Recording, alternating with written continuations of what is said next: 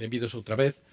Estamos na segunda sesión de Coordenadas e nos toca neste momento a literatura en idioma castelán. E temos con nós a Marcos Giral Torrente e como crítico a José Antonio Pontefar. Marcos Giral é coñecido aquí, sobre todo, polo que nos di por Ferrol, que ten ido a Ferrol algunha vez, levado precisamente por o seu crítico, por José Antonio Ponte. Pusémoslle a esta sesión o nome de A mirada interior, e logo veredes por qué. Vamos tratar dese tema. Marcos Giral é licenciado en Filosofía pola Autónoma de Madrid, un escritor que residiu en varios países europeos con bolsas entre o 95 e 2010, colabora como crítico literario de Babelia, o suplemento cultural del país, ten gañado un premio importante, o Premio Herralde, coa novela París. En 2011 foi Premio Nacional de Narrativa con Tiempo de Vida, que tamén se falará desa novela aquí. As súas obras foron traducidas, entre outros idiomas, ao inglés, ao alemán, ao francés, ao italiano e máis ao portugués. José Antonio Pontefar é catedrático e doutor en Filoloxía Hispánica, é profesor da UNED, autor de varias obras de estudios literarios sobre Camilo José Cela, Ferrol en Torrente, é un bo biógrafo, un gran biógrafo de Gonzalo Torrente Ballester.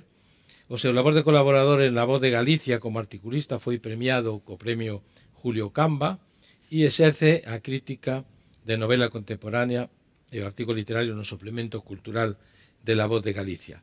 Esta sesión adaptámola aos requerimentos deles e vai ser un pouco diferente da anterior. Vai igualmente a comenzar o crítico e logo xa pasará directamente e falará, dialogará co autor invitado. Por favor, Pepe. Moitas gracias. Bueno, antes de nada, quero agradecer a Fundación Carlos Casares e ao seu gerente Gustavo Garrido a invitación a este acto que volvo a retomar aqueles entrañables, prestixiosos actos que organizou a Fundación antes da pandemia, máis ainda antes da crisis anterior, non? Espero que volva a Fundación a ese momento, a esos momentos de gran importancia cultural que tuvo naquel momento e que volverá a ter. Así que gracias por a invitación, o meu desexo de que isto vaya ben, e gracias tamén por facer compartirme a sesión con Marcos Giral Torrente, porque alégrome moito de que a saga dos Torrente siga. Tratei moito ao abuelo, a Gonzalo Torrente Ballester. He tratado menos a tu tío, a Gonzalo Torrente Malvido, pero lo he leído. Y he leído todo lo que escribió el nieto, Marcos Giral Torrente, y que tengo que decir que es un escritor hoy de primera línea dentro de los narradores en lengua castellana. Fueron 3 generaciones de excelentes escritores que curiosamente, literariamente, tienen muy poco en común. Yo recuerdo perfectamente lo primero que leí de don Gonzalo, que fueron Los gozos y las sombras. De Gonzalo, su hijo, leí una novela corta que había ganado el premio Café Gijón unos años antes, que se titulaba La raya, donde el protagonista precisamente se llamaba Marcos. Es curioso, ¿no? Tú no habías nacido, el protagonista era un Marcos, y trataba de contrabandistas, de La Raya, de Portugal, en fin. Se ve que ese ambiente a Gonzalo Torrente Jr. Le atraía de alguna manera, ¿no? Bueno, y de este Marcos, de este nieto, de este Torrente último, lo primero que leí fue París, una novela que había ganado el premio Herralde. Y me pasó lo mismo que me pasó con El abuelo. Busqué todo lo que había antes y, por supuesto, leí todo lo que escribió después. Bueno, Marcos Giral Torrente, ya entrando personalmente en su biografía, voy a hacer un resumen muy breve, y empiezo con una aseveración que es curiosa, porque va a tener muchísima importancia en él como persona y en él como escritor. Marcos es hijo único de padres separados y una madre, Marisa Torrente, que en aquellos años trabajaba en galerías de arte y trabajaba como periodista de radio y de televisión. Es decir, era algo nada corriente a finales de los 60, el matrimonio que componían, y Marcos nacerá en el año 68 en Madrid.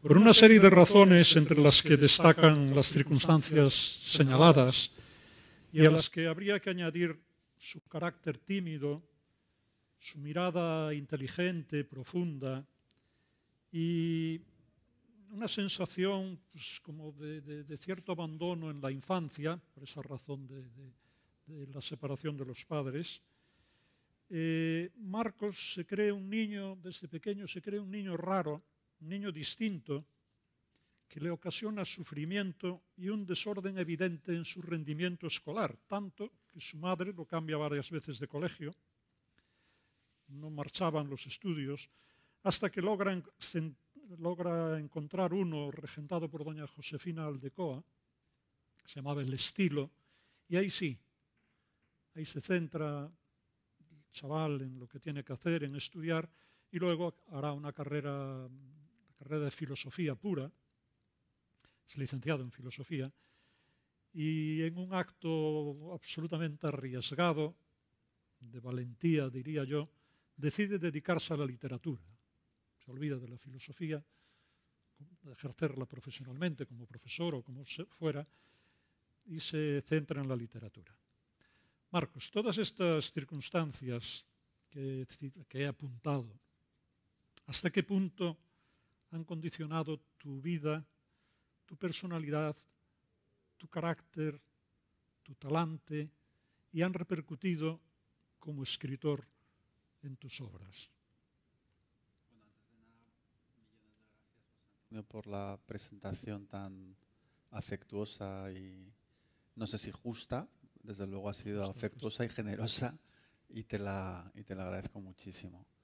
Y Gustavo, gracias infinitas por la invitación y además a esta casa simbólica, no a esta ciudad de la cultura, sino a la Fundación Carlos Casares, que es un escritor al que admiro y con el que tuve una relación a través de mi abuelo Gonzalo, pero que conmigo fue muy generoso. De hecho, como hemos hablado alguna vez, mi primer libro de cuentos, que escribí casi en secreto familiarmente y que no dejé a nadie mientras escribía, solamente se lo dejé a una persona ajena a casa, aunque era casi familiar, como era Carlos Casares. Fue la persona que leyó el libro mientras yo lo iba escribiendo. Escribía un cuento, se lo pasaba a Carlos, Carlos lo corregía, me lo comentaba y yo iba con el siguiente. Realmente no lo sé por qué lo elegí, espero que para él no fuese un castigo, pero desde luego si lo fue no lo hizo notar y fue de una generosidad tremenda.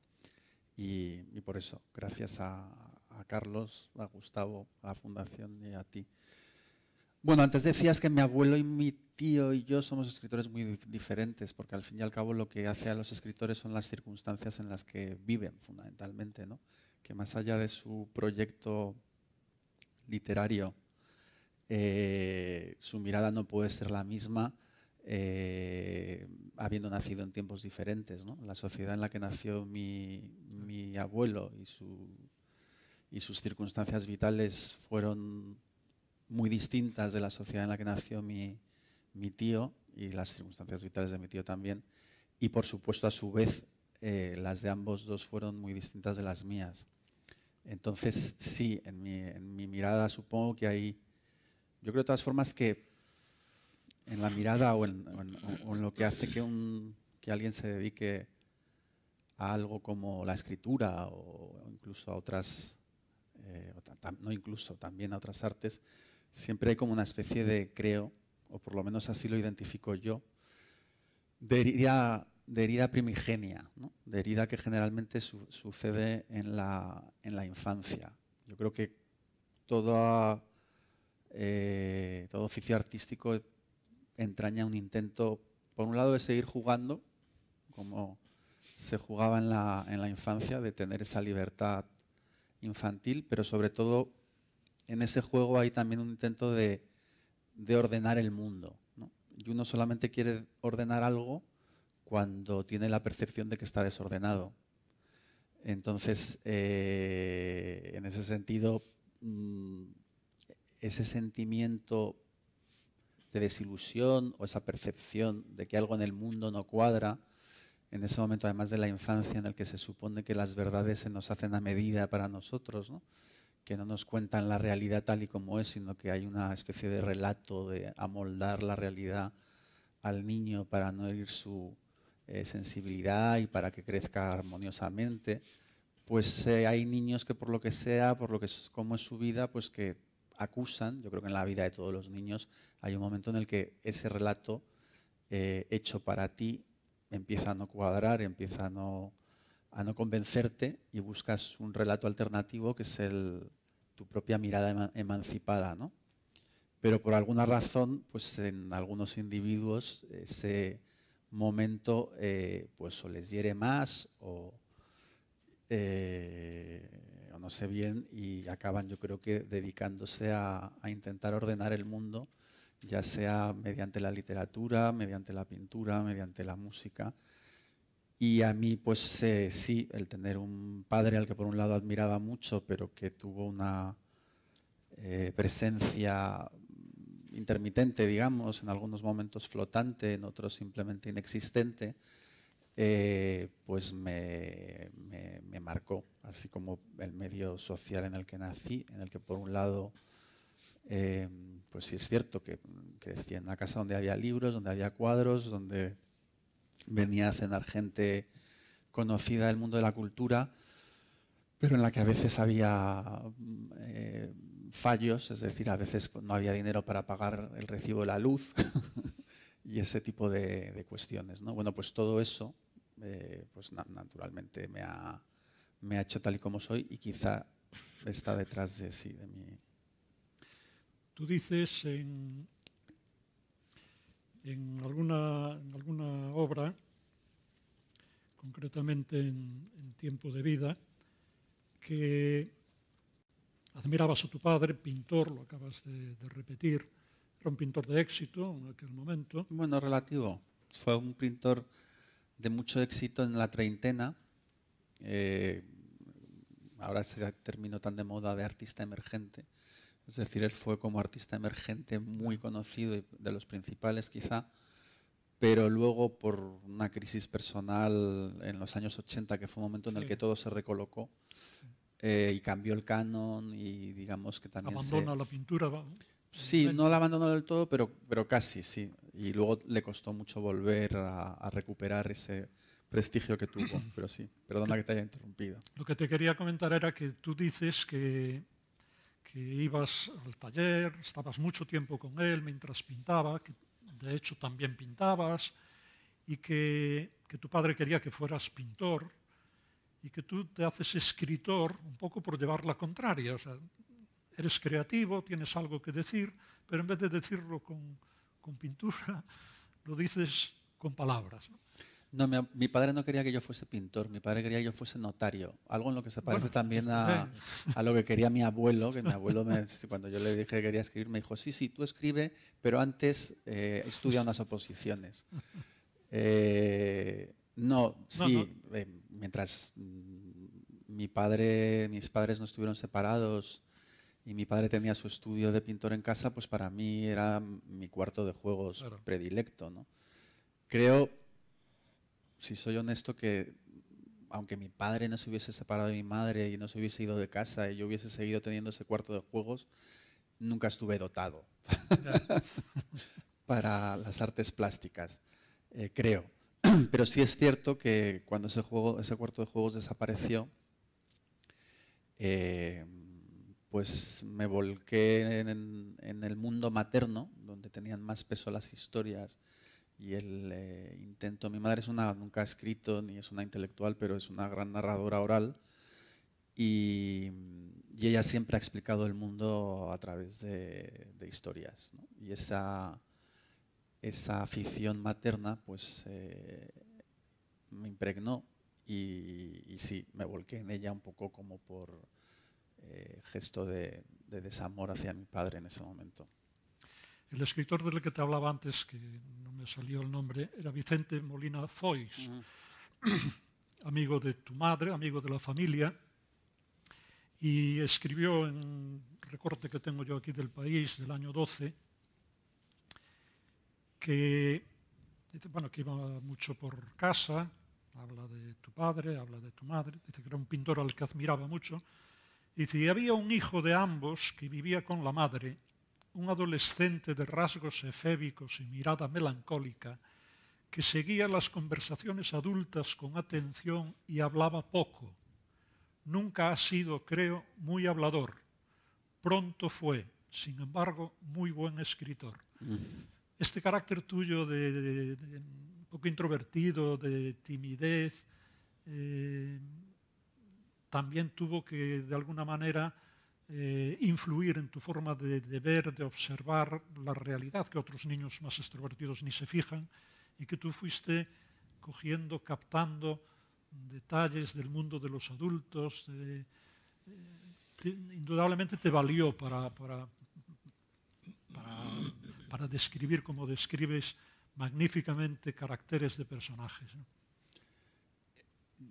En las pocas veces que yo he dado talleres literarios, siempre, que no los he dado, digamos, continuadamente, pero en alguna ocasión me han invitado a dar un taller de 5 días, de una semana. Siempre digo a los alumnos que antes de aprender a escribir tienes que aprender a mirar, que no se puede pretender aprender a escribir sin ese aprendizaje, que para saber describir una silla tienes que haber mirado detenidamente, y así con todo, ¿no?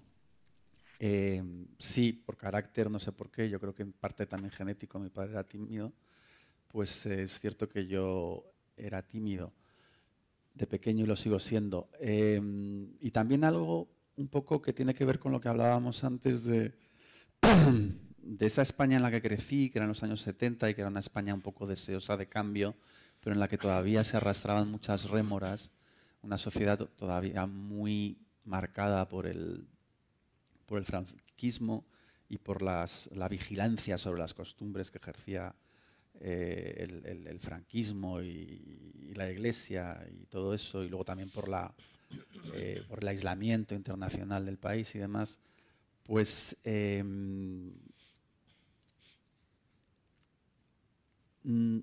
yo vivía una realidad en casa por la profesión de mi padre, por el medio en el que se movían ambos, que era un poco distinta a la del país. Quiero decir que los amigos de mis padres pues eran norteamericanos, franceses, entraban, salían, muy a menudo eran hippies o homosexuales que no lo ocultaban, y esa era la realidad de mi casa. Pero luego la realidad al salir puertas afuera era otra, ¿no? Entonces yo desde muy pequeño de alguna forma me tuve que transmutar o ejercitar cierto camaleonismo, ¿no? También porque no tenía hermanos. Si hubiese tenido un hermano mayor, pues probablemente habría hecho esa fuerza de choque y yo habría ido detrás y lo habría tenido más, y de espejo, lo habría tenido más fácil. Entonces, unida a esa circunstancia diferente familiar que yo vivía, en algunos puntos extremadamente diferente a la que se vivía de puertas afuera, y a mi timidez, y luego que mi madre siempre fue aficionada a prácticamente integrarme en la vida de los adultos, es decir, que si un día había una cena en casa y venían amigos, ya fueran pintores o escritores, ella prefería que yo al día siguiente no fuese al colegio, pero que estuviese en la cena, a lo contrario, ¿no? Pensaba que me enriquecía más eso, ¿no? Y bueno, Pero al mismo tiempo, claro, ¿cómo iba a estar en la cena un niño de 7, 10, 12, 14, conforme va creciendo, y a lo mejor está Juan Benet o Antonio Sarrión o Darío Villalba o Vicente Molina Foix, ¿no? Pues estás callado porque temes meter la pata, ¿no? Y observas y escuchas. Y bueno, pues así fue. No obstante, también he de decir que no sé si mi madre, por alentarme, porque después de esas cenas, al día siguiente siempre me decía, oye, fulanito se ha quedado impresionado contigo y dice que eres inteligentísimo. Y yo me decía para mí, pero si no he abierto la boca, ¿cómo puede saber fulanito que soy inteligentísimo? Con lo cual, ahí también empecé a aprender a ser un impostor o a arrastrar con cierto humor esa condición, ¿no? Bien, para quienes nos estén oyendo, voy a hacer un breve recorrido por la carrera literaria de Marcos. Debutó en 1995 con la colección de cuentos Entiéndame, con la que empezó a abrirse camino en el mundo literario, saltándose los prejuicios iniciales de los que lo veían como el nietísimo de Gonzalo Torrente Ballester. Él admiró al abuelo, admira al abuelo, pero ya he dicho antes que su literatura tiene poco que ver por las razones que ha explicado. Y por cierto, Marcos siempre dijo que firma como Giral Torrente en homenaje a su madre, Marisa Torrente Malvido, porque fue ella quien lo cuidó, quien lo educó, quien le dio cariño y quien lo sacó adelante. Su carrera empieza realmente a consolidarse en el año 1999, justamente el año en que muere el abuelo, porque ese año gana el premio Herralde. Curiosamente, el año anterior lo había ganado Roberto Bolaño con Los Detectives Salvajes, con el éxito tremendo que tuvo.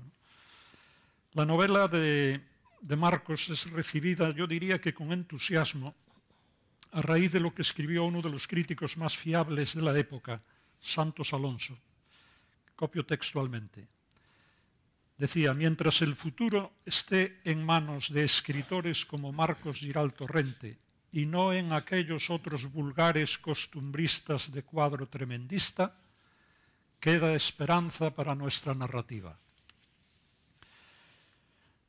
Bien, en el año 2010 vuelve a repetir, escribe un libro, una novela y un libro de cuentos, un libro de relatos que se titula Cuentos Vagos, y una novela que situó a Marcos entre los primeros escritores españoles y que lo dio a conocer al gran público. Se trata de la novela ya citada antes, Tiempo de Vida, 2010, que fue reconocida con el Premio Nacional de Narrativa, que es un reconocimiento que se hace en España a la mejor obra de relatos o novela, la mejor obra narrativa. Valen también los libros de cuentos, entran también los libros de cuentos, escritas en castellano, tanto españoles como hispanoamericanos.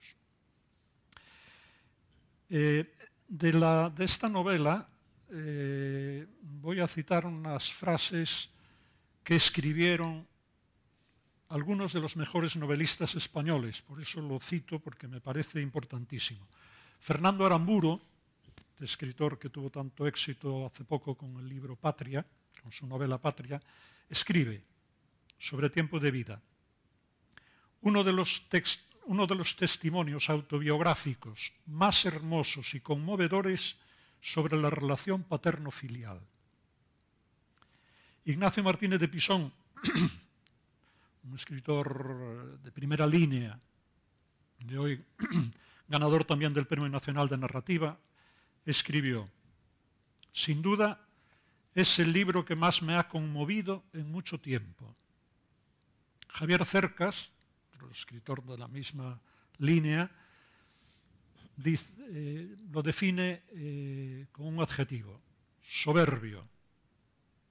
Rosa Montero dice: un texto sanador. Curioso la forma como lo ve, ¿no?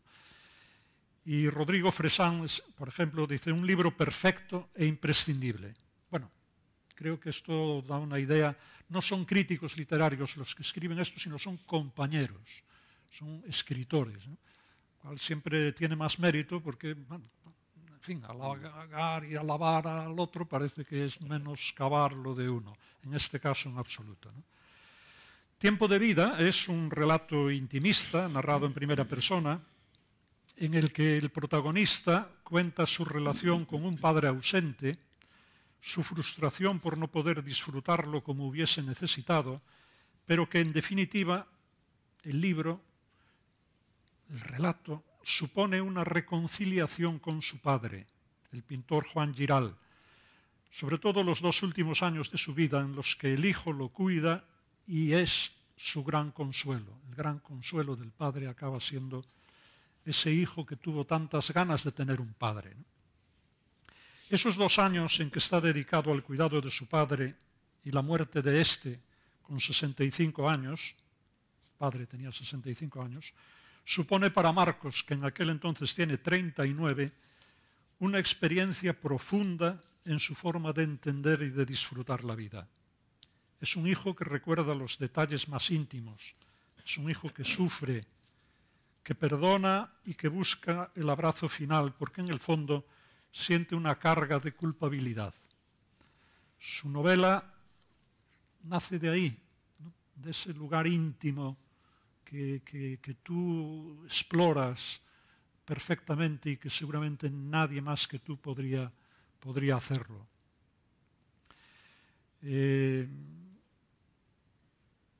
Háblanos un poco de esta experiencia.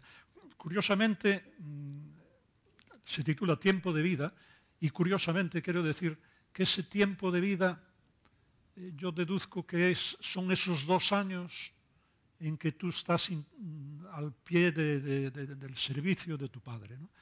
Es un tiempo de muerte, realmente, ¿no? Es un tiempo, 2 años en que la muerte acecha, ¿no? Pero es un tiempo de vida para ti como hijo. Bueno, y como novelista. Hay una frase en el libro, lo que pasa es que como lo tengo ya bastante lejano, pero hay una reflexión en el libro sobre el tiempo de vida y el tiempo de escritura como contrapuestos, ¿no? Y viene de ahí el título. Pero lo que sí creo es que, y por eso lo escribí, es que pese a que es una historia de distanciamiento entre padre e hijo durante mucho tiempo, un padre y un hijo que se provocan dolor el uno al otro, no continuadamente y no solo por fortuna, porque si no lo más natural habría sido romper esa relación, pero entre ese padre y ese hijo siempre hubo un hilo de amor que evitó que se llegase a la ruptura, pero en cualquier caso sí atravesaron juntos y separados muchos años con un problema entre ambos. A pesar de todo eso, de que es un libro que cuenta todo eso, sí creo que es un libro, entre comillas, feliz en el sentido de luminoso. ¿Por qué? Porque al final ese padre y ese hijo se reencuentran en probablemente en las circunstancias más difíciles, cuando él ya está, por decirlo así, condenado a muerte por un diagnóstico y un pronóstico médico, y el hijo decide dedicarse a su padre ese tiempo que queda restante, ¿no? La generosidad no solamente es la del hijo, que la hay, sino también del padre, porque el padre también atraviesa encarando la muerte en ese momento de tanta debilidad, pues también toma decisiones que no ha tomado antes y que no son precisamente las más fáciles para él, ¿no? En cualquier caso, es una historia yo creo que feliz porque se produce ese reencuentro y por eso la escribí, porque tenía esa seguridad de que estaba contando una historia feliz con sus tinieblas, sus penumbras, sus desdichas y sus tristezas por el camino, pero que en definitiva al final el cómputo final pues será el reencuentro entre un padre y un hijo. Y por eso la quise contar Y no entiendo que puede ser un libro, como dice Rosa Montero, sanador para muchas personas. De hecho, a lo largo del tiempo, en diversos encuentros, mucha gente se ha acercado a mí, emocionada, y me lo ha dicho. Pero lo que no fue sanador es para mí. Es decir, hay determinados escritores o hay determinados libros que se escriben para depurar un dolor o para metabolizar un hecho, un acontecer, una experiencia que nos supera de alguna manera y que solamente mediante la escritura conseguimos metabolizar, ¿no? No fue el caso. Es decir, ese libro está escrito desde la superación de esa experiencia dolorosa que en parte cuenta, ¿no? Es decir, cuando yo arranco a escribir convencido de que es esa historia, al fin y al cabo, pese a todo, bonita, que es un adjetivo un poco tonto, pero lo empleo porque no se me ocurre otro, luminosa, y arranco a escribirlo cuando la historia está superada. Es decir, la superación de la historia es ese reencuentro entre el padre y el hijo, que el padre bueno, pues se va, digamos, sin ninguna herida por cerrar con su hijo, y el hijo dice adiós al padre también sin ninguna herida por cerrar. Sí, hay un cuento en Mudar de piel donde la protagonista es escritora y escribe, le muere su madre con la que vivió siempre, sus padres estaban separados, ella vivía con la madre, el hermano vivía con el padre. Cuando era al revés, ella era más afín al padre que a la madre, pero bueno, le tocó vivir con la madre, la cuidó, y cuando muere escribe un libro que ella habla de un libro de duelo, ¿no? Y este libro no es de duelo, el tuyo. No, sí, yo lo califico de duelo, sí. Ese cuento de Mudar de piel del que hablas es una historia que no tiene nada que ver con la mía, pero me gustó o me hizo gracia.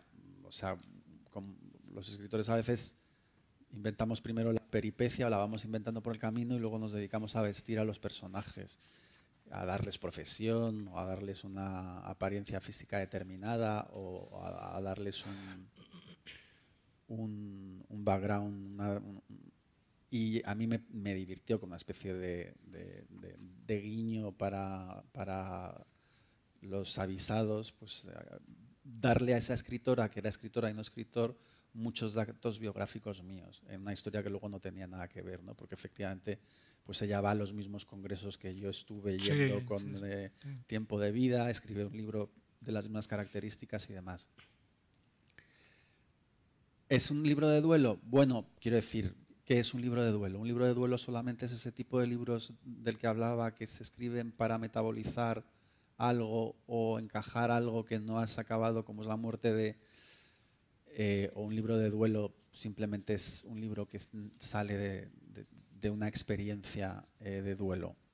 Yo creo que el mío, pese a que no pese a que digamos la historia que cuenta estaba finiquitada, pese a que yo no necesitaba depurar ningún dolor que no hubiese ya depurado, es un libro de duelo porque nace de la ausencia de una persona que me ha marcado y cuya ausencia de alguna manera me ha llevado a escribirlo. Luego hay otras razones por las que lo escribí que ya he contado, el que fuese una historia que me parecía que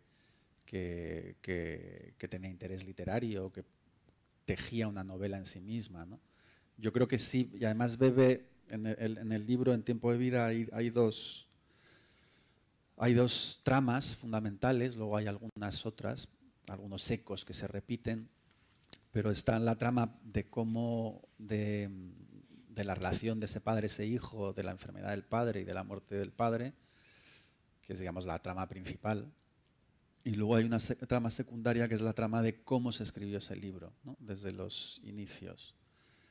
Desde que yo necesitaba convencerme de que no era un proyecto alocado, y me convencí pues releyendo libros de duelo que había ya leído, como Patrimonio de Philip Roth o como el de Simone de Beauvoir sobre su madre o tantos otros, y luego leyendo otros muchos que no había leído en ese momento, pero que eran sobre también padres o madres que habían muerto.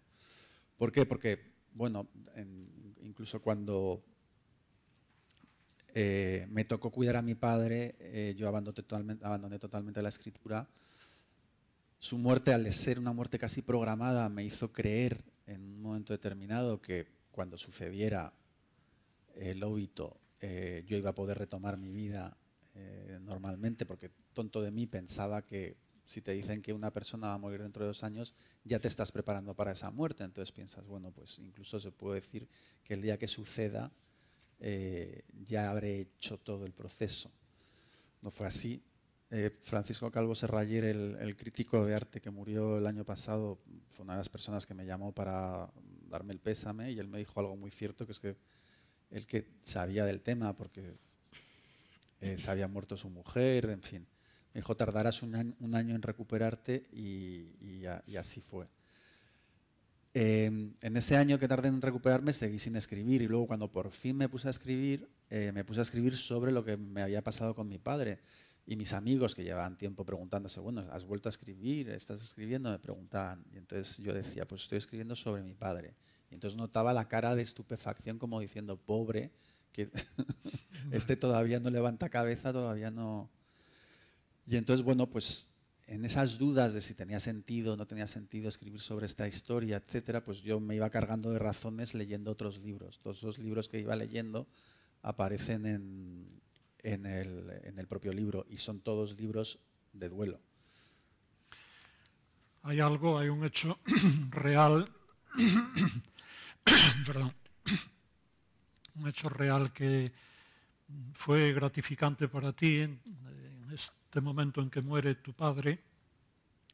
Nace tu hijo el mismo año. No, 2 años después. 2 años casi, después. Sí.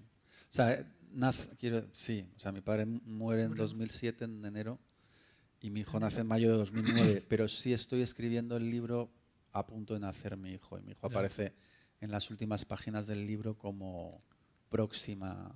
Que se llama Juan Giral, sí, también, ¿no? Que se llama Juan como Giral, mi padre. Igual que el abuelo paterno. Bueno, después de este libro, y para mí impresionante esta novela, Tiempo de vida, de la que hemos estado hablando, en el 2011, al año siguiente, publica un libro de cuentos, se titula El final del amor, alentado por el éxito de la novela anterior, que también recibió un premio, el Premio Internacional de Narrativa Breve Ribera del Duero. Desde el 2011 hasta Mudar de piel pasan 7 años. No se ha publicado absolutamente nada. Se puede decir que tu vida gira en torno a la literatura, de que eres un escritor profesional, pero sin embargo estás liberado de esa obligación, entre comillas, de todo escritor profesional, por lo menos en España, obligado por las editoriales y por los lectores de publicar cada 2, 3 años una novela. Tú vives un poco al margen de este comercio de la literatura, de este mundo editorial con sus castigos y sus obligaciones. Bueno, lo digo por esos 7 años. Sí, sí. Tienen explicaciones esos 7 años de diferencia, o tienen varias explicaciones. Primero, no me siento un escritor profesional, me siento escritor, sería hipócrita que si no lo dijera. Incluso podría decir que con Vilamatas, que seguiría siéndolo aunque no escribiese. Porque mi mirada, después de todo, aunque no escriba, es la de un escritor. O sea, que me siento escritor, sí. No me siento escritor profesional por una razón muy sencilla. Por desgracia no puedo vivir solo de la literatura. Quiero decir, durante tiempo ha sido un aporte fundamental, pero que he tenido que complementar con otras cosas, ¿no? Con el periodismo cultural, y digamos que sí puedo vivir del hecho de ser escritor, de todo lo que se genera alrededor. Pues antes de la pandemia, congresos, conferencias, etcétera. Antes de la crisis, artículos de periodismo, etcétera. Pero directamente de mi literatura, aunque algunos de mis libros, mi editor ha sido siempre generoso y en sus anticipos, y algunos de mis libros como Tiempo de Vida han incluso generado después derechos, pues no puedo vivir de la literatura. ¿Por qué me permito 7 años de silencio? Pues porque he tenido mucha suerte, no sé a quién he logrado engañar y me los permiten, porque realmente en el mundo de hoy tan acelerado es verdaderamente infrecuente, ¿no? Quiero decir que generalmente tras 2 años o 3 de silencio te cuesta mucho hacerte un sitio en las librerías, sitios además efímeros, es decir, en las librerías hoy en día llega el libro, estás 15 días, con suerte si tienes de estar en la mesa de las novedades y luego desapareces. De manera que he tenido mucha suerte, o sea, no se explica de otro modo. O sea, los premios han hecho, indudablemente, también han ayudado a que sea así. La editorial en la que tengo la fortuna de publicar desde que empecé a escribir, todo eso ha ido sumando y me ha permitido, pues eso, que de pronto, tras 7 años de silencio, publique un libro y todavía se me haga caso. ¿Por qué tardó 7 años? Esa es otra cuestión. Tardó 7 años porque la vida te pasa por encima. Y al final mi literatura tiene mucho que ver con la vida. Es decir, yo solamente puedo escribir sobre cosas que íntimamente me interesan. Es decir, no tengo el talento para imaginar mundos muy complejos que no pasen por la mirada íntima. Es decir, me puedo poner el pellejo de muchos porque después de todo aspiro a que mi literatura hable de conflictos, por así decir, universales, que puedan transcurrir en cualquier tiempo y en cualquier lugar, que yo los ambiento o los sitúo en una contemporaneidad más o menos difusa, a veces incluso ni siquiera los sitúo geográficamente, o a veces el nombre de la ciudad es simplemente una especie de anclaje, pero sí, intento escribir sobre cuestiones que nos apelan a nuestra parte más universal, ¿no? Y que por eso podrían suceder en cualquier parte. Pero bueno, no tengo ese talento como para de pronto hacer novelas de ciencia ficción o ambientadas en las guerras napoleónicas, o no tengo esas capacidades que mi abuelo, por ejemplo sí tenía, ¿no? Pero sí está muy ligada a mí. O sea, quiero decir, aunque no escriba sobre mí siempre, está ligada a mí en el sentido de que escribo en cada momento cosas que me conciernen o que me preocupan en ese momento de manera muy aguda, ¿no? Y eso no sucede siempre. O sea, tu mirada sobre el mundo no cambia cada 2 años. O sea, entiendo que hay escritores letraheridos que tienen la compulsión de la escritura. Para mí la escritura no es una compulsión, es un acto bastante artificioso en sí. Te tienes que forzar a ti mismo para ponerte delante de una mesa y escribir. Lo más natural es no escribir. O sea, cualquiera que diga lo contrario, salvo que estés enfermo de escritura, lo más normal es no escribir. Y entiendo que haya gente que tenga esa compulsión y que necesite, a veces en el día de hoy también la literatura muchas veces es una manera de volcar otras cuestiones que no tienen nada que ver con la literatura, ¿no? Hay mucha vanidad metida ahí, y hay mucho arribismo, y hay mucho intento de ascender o de tener algún tipo de protagonismo, ¿no?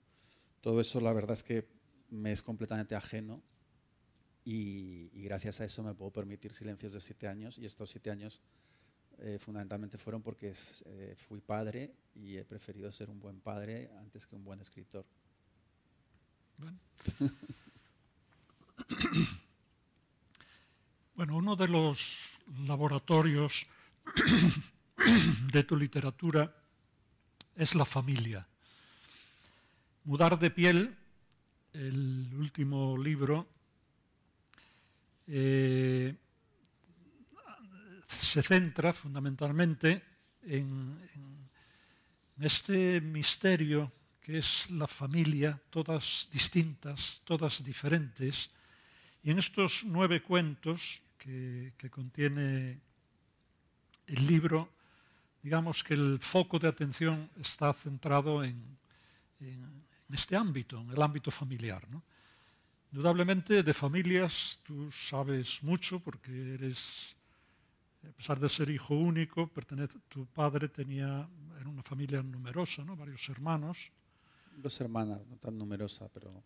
Tu abuelo con 2 familias, 4 primeros hijos, 7 de la segunda mujer. Tu tío Gonzalo con mucha variedad de pareja. Y debió de ser para ti algo enormemente atractivo, centro de atención, esa relación entre los familiares, ¿no? Entre las distintas familias que hay.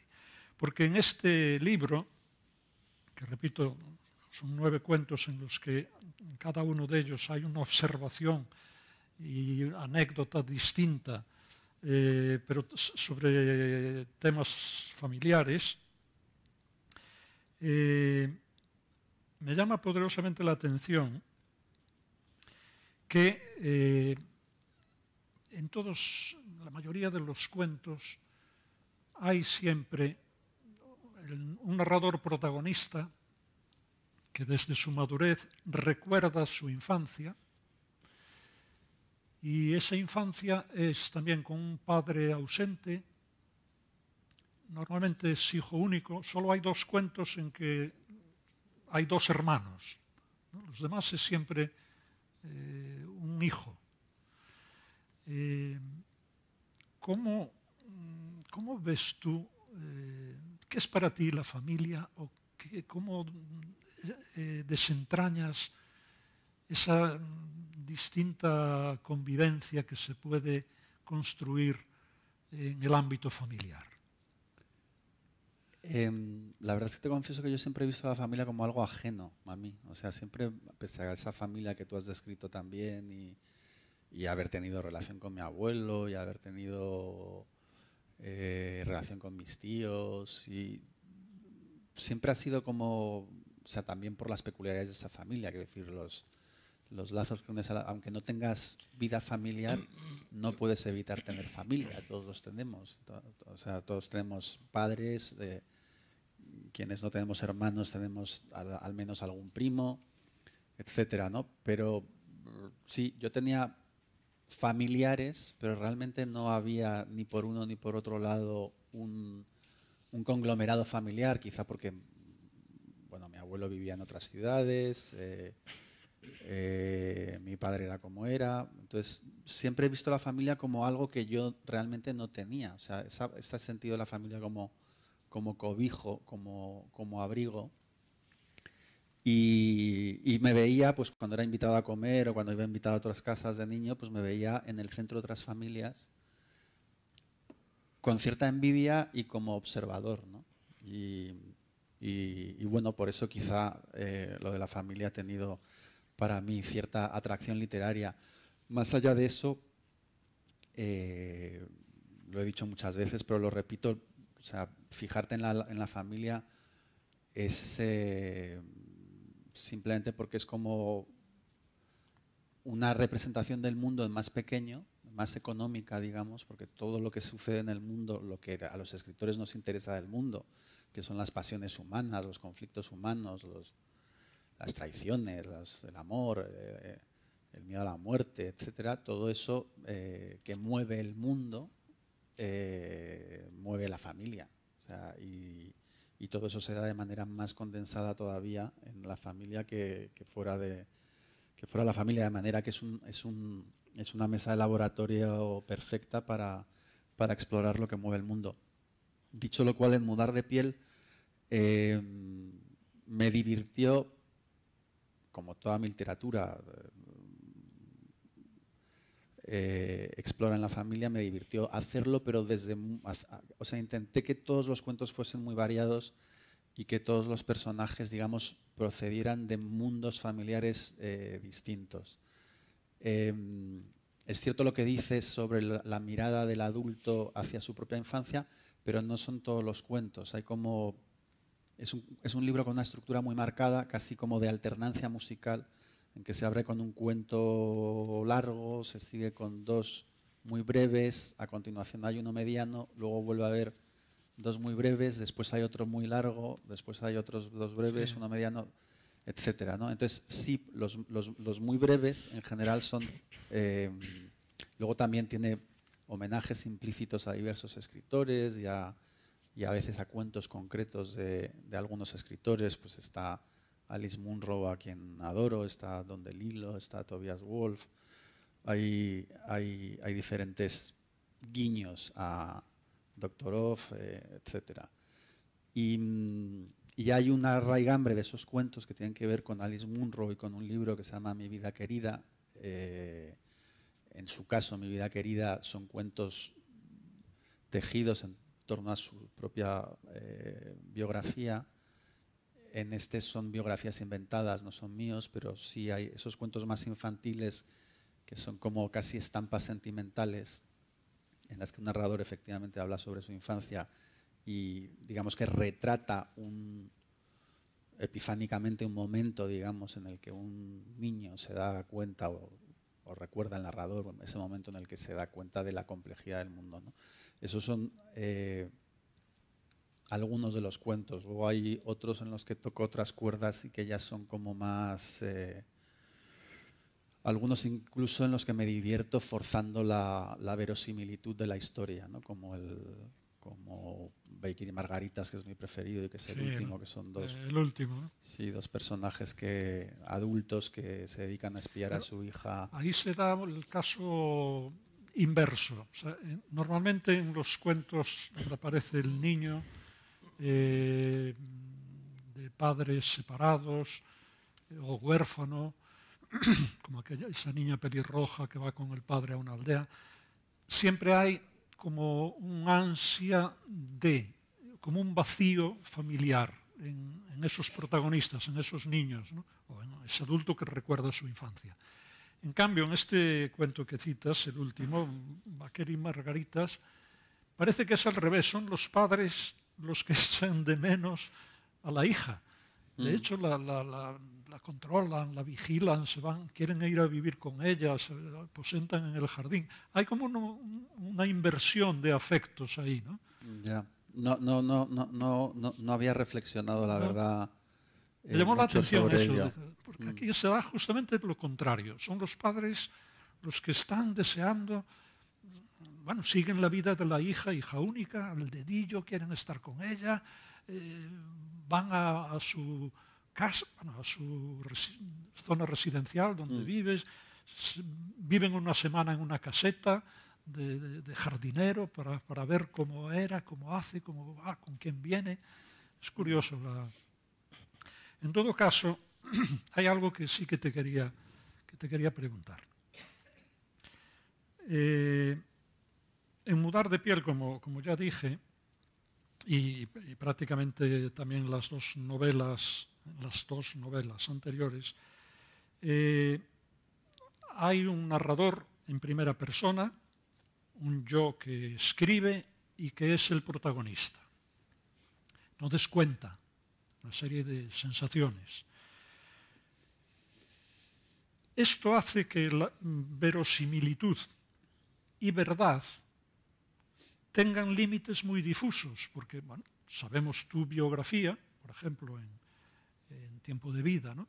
Es difícil a veces para el lector que te conozca, separar lo que es verosímil pero inventado y de lo que es ficción y lo que es verdad, lo que es vida, ¿no? Entonces, lo que te quería preguntar, es que es compleja la pregunta. ¿Cuánto hay de invención? O dicho de otra forma, la realidad vital la pasas por el crisol de la imaginación, de la invención, sin que intentes tampoco separarte mucho de la realidad. ¿Esa es la técnica o el foco o la mirada? Bueno, naturalmente la literatura siempre, y de eso habló mi abuelo en alguna conferencia, necesita tener siempre una apariencia de realidad, ¿no? Sí. Y el oficio del escritor, más allá de que invente historias entre comillas imposibles o que no transcurren en tiempos, en sociedades o en lugares conocidos, sin embargo tiene que someterse a una lógica conocida para conseguir también esa apariencia de realidad, ¿no? Tiene que parecer real. La verosimilitud. Claro, mientras el lector lo está leyendo al menos. Y tú eso lo puedes conseguir de muy diferentes maneras. Hablar en primera persona, utilizar un narrador en primera persona es un atajo. O sea, eso inmediatamente ya te pone mucho más encauzado esa apariencia de realidad, ¿no? Es mucho más fácil si estás hablando en primera persona. No por casualidad las novelas empiezan siendo históricamente falsas biografías o falsas autobiografías. Quiero decir que la novela desde sus orígenes siempre ha imitado la peripecia de un individuo que o bien está hablando en sí mismo, hablando él mismo de su propia vida, o bien es un narrador que cuenta la vida de ese otro.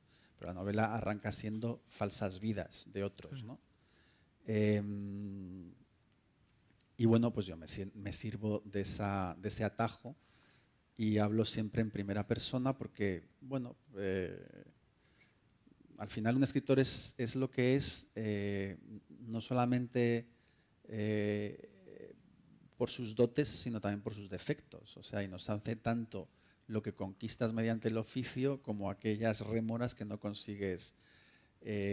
Quizá yo no sé, he hecho algunos escritos naturalmente y publicados también en tercera persona, pero por alguna razón me siento más cómodo en la primera y he desarrollado una técnica más en la que me muevo mejor, digamos, escribiendo en primera persona, indudablemente que en tercera. ¿Soy yo o no soy yo? No, no soy yo, salvo en Tiempo de Vida, que soy 100% yo. El yo de mí, no digo que fuese 100% real la historia, es lo que yo viví, tal y como yo lo viví y lo he podido contar y me ha alcanzado el oficio y la memoria a contarlo. Probablemente si mi padre hubiese podido contar la misma historia, habría sido diferente en algunos, pero igualmente real, por su lado, igualmente verdadera, ¿no? Salvo ese libro, Tiempo de Vida, que es 100% real, el resto no lo son pura ficción. Otra cosa es que no me entretenga a veces en dar falsas pistas, pues como el cuento del que hablábamos, en el que me divirtió atribuir a la mujer, y no por casualidad mujer, cosas de mi propia biografía, o que, por ejemplo, en mi novela París, pues algunos elementos de la relación entre el narrador y su madre se puedan parecer un poco a los que yo tuve con la mía, o que el personaje del padre de París esté inspirado un poco en mi tío Gonzalo, pero al final los escritores elaboramos puzzles, o sea, no existe la imaginación abstracta sin arrancar de la realidad, de una realidad, es imposible. O sea, la imaginación es una manipulación de la realidad, o es más, una manipulación de la huella que la realidad deja en la memoria. Y en ese sentido, todas las historias del cine, de la literatura, están construidas de pedacitos de realidad vividas previamente por el que las ha fabulado, escrito, dirigido y demás.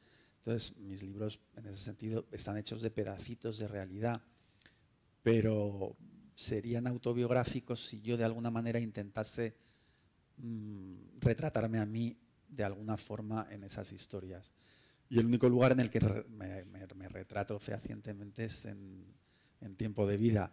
En los demás puedo aparecer tangencialmente, siempre de una manera deliberada, sabiendo, pues me estoy inspirando en este asunto o me divierte entrometerme yo en esa como juego, ¿no?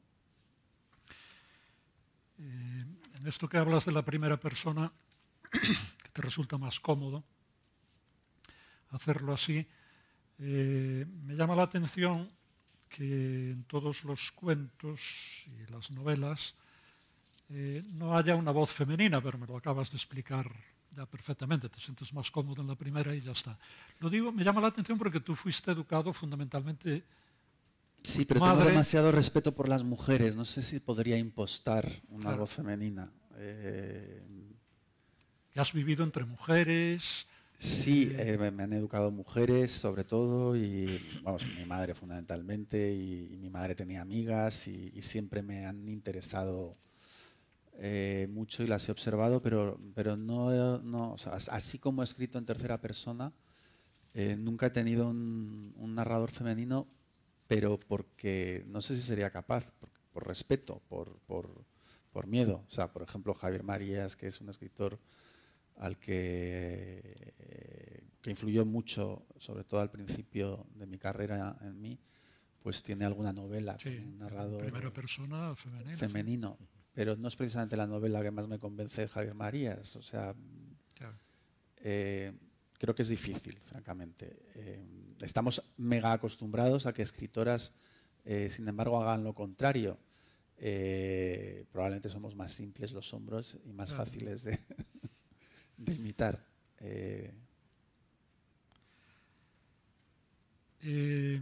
Otra pregunta que me llamó la atención.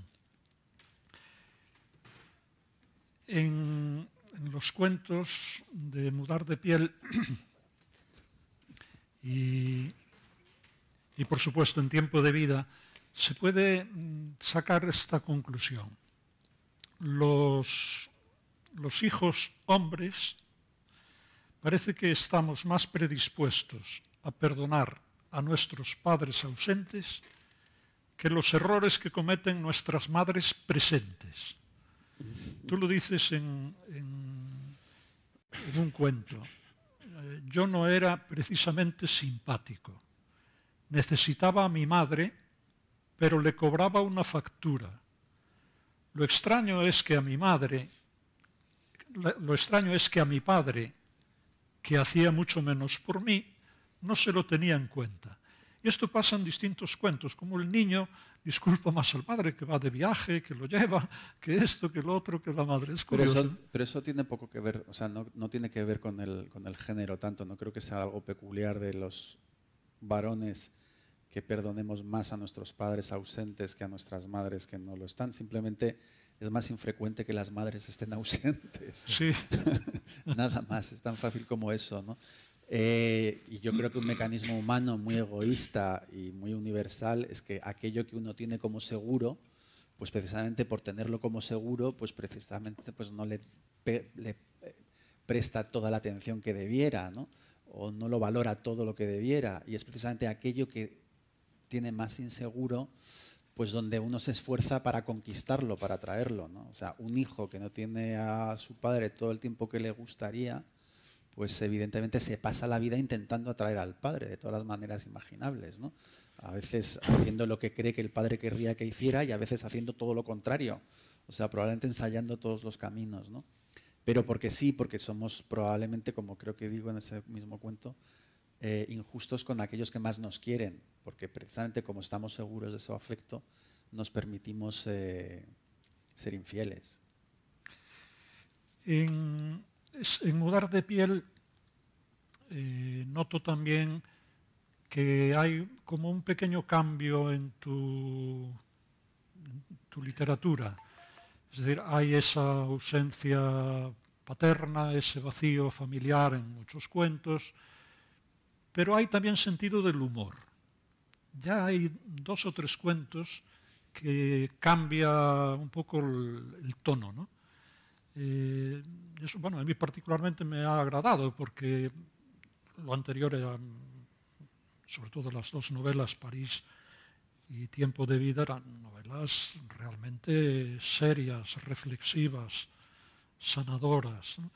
En cambio hay ya 2 cuentos, el primer cuento de Lucía y yo, de los 2 hermanos, dentro de del drama que tienen, pero es un cuento divertido. El último, el de los padres que andan detrás de su hija, también, y algunos detalles. Esto, ¿eres consciente de que hay una tonalidad un poco distinta? Bueno, soy consciente de que a mí el humor en literatura me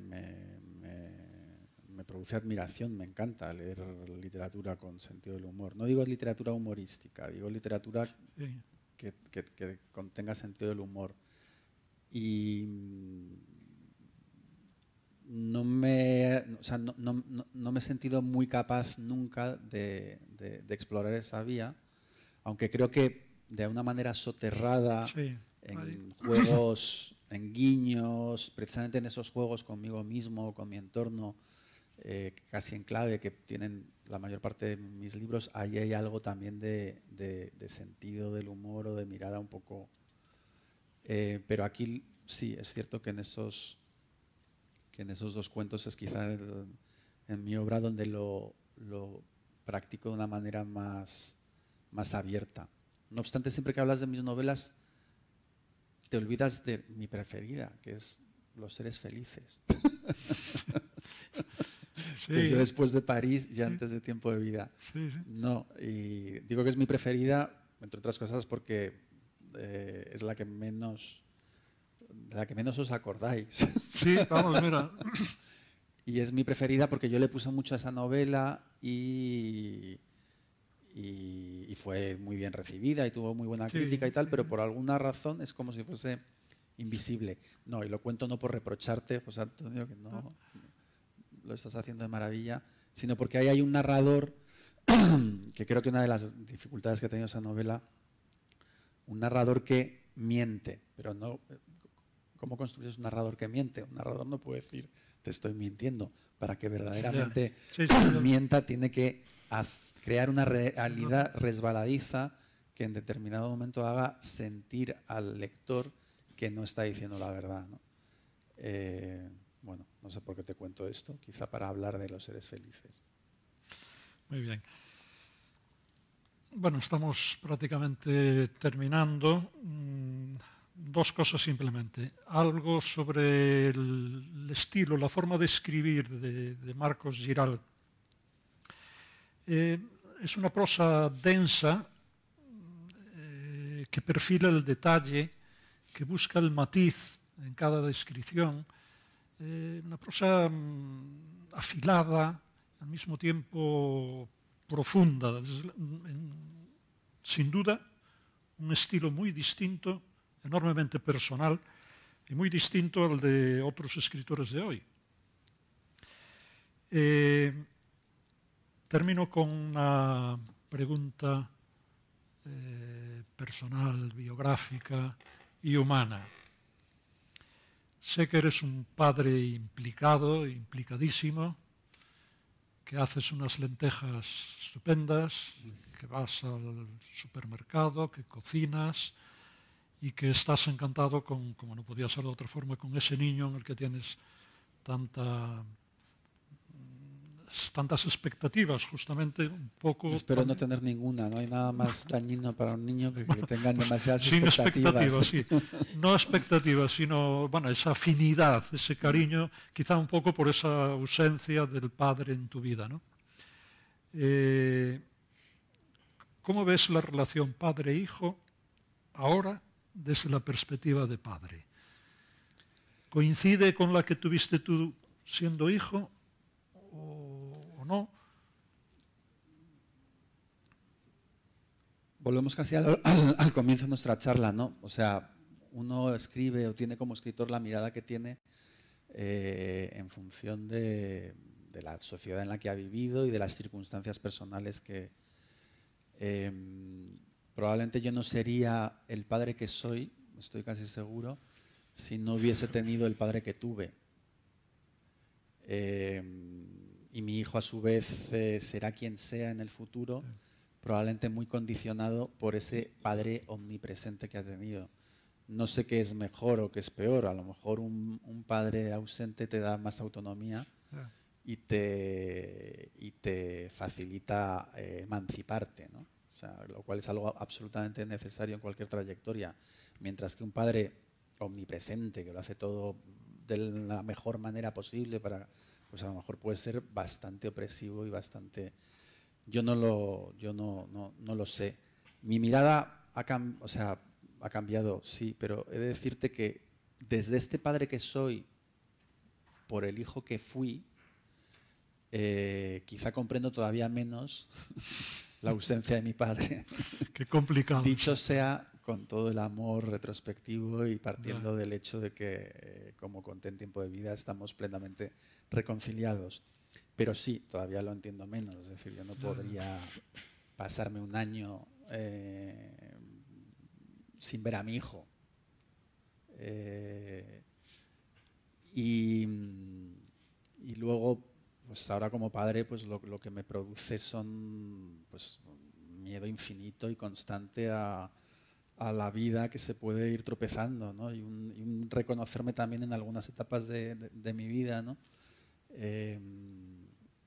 Y pensar con pena en lo que le queda, ¿no? Hasta conquistar ese terreno propio, hasta conquistar esa mirada propia, o sea, hasta que se libre de su padre y de su madre y suba las escaleras de la vida.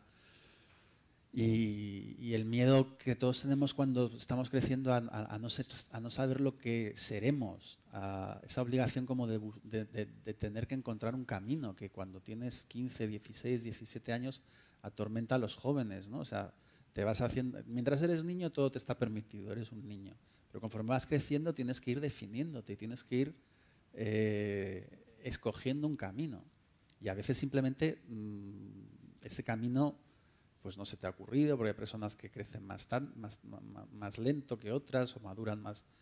Y esa es una etapa de la vida difícil, ¿no? Están las expectativas de tus padres, están lo que tú no sabes que quieres hacer porque en realidad estás muy confuso. En fin, ese momento que es justo en el que supongo que empieza a estar mi hijo, me da una tremenda ternura y una tremenda pena, ¿no? Porque se pasa mal.